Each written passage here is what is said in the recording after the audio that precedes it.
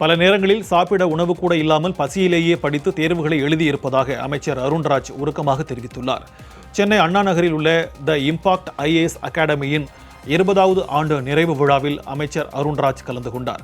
விழாவில் பேசிய அவர், தான் ஒரு சிவில் சர்வீஸ் மாணவனாக இருந்தபோது சந்தித்த சவால்கள் குறித்து மாணவர்களிடையே பகிர்ந்து கொண்டார். சிவில் சர்வீஸ் தேர்வுக்காக தமிழ் வழியில் படிக்கும் மாணவர்களுக்கு சரியான வழிகாட்டுதல் தேவை என்றும், எத்தனை தோல்விகள் வந்தாலும் தளர்ந்து விடாமல் தொடர்ந்து படித்தால் நிச்சயமாக வெற்றி பெற முடியும் என்றும் நம்பிக்கை அளித்தார்.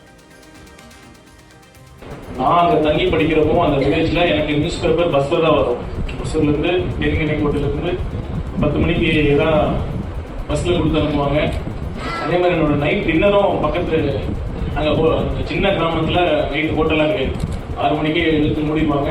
சாப்பிடாமலாம் இருந்து அந்த எக்ஸாம் படித்த அந்த நினைவுகள் நினைக்கிறப்ப உண்மையுமே ரொம்ப சுகமாக இருக்குது. நல்ல ஒரு கைடன்ஸ் இருந்துட்டா யாராலையும் இந்த சிவில் சர்வீஸ் எக்ஸாமை கிளியர் பண்ண முடியும். சிவில் சர்வீஸாக இருந்தாலும் சரி, எஜுகேஷனாக இருந்தாலும் சரி, ஸ்போர்ட்ஸாக இருந்தாலும் சரி, ஜெயிக்கிறதுக்கு சக்ஸஸ் பண்ணணும்னா ஃபஸ்ட்டு சொன்ன மாதிரி வேல்யூஸ் நான் என்னோட சின்சியராக நான் பிலீவ் பண்ணுறேன்.